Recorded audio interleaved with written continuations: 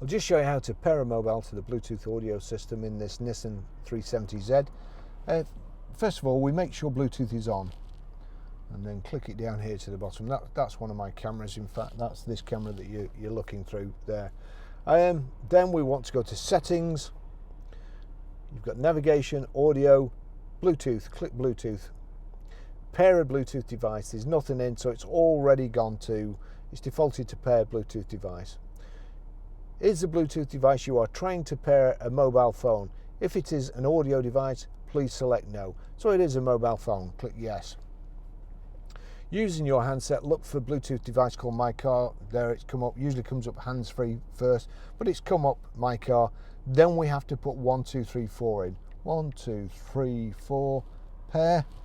And that's it. Barry's iPhone connected there. Showing connected already.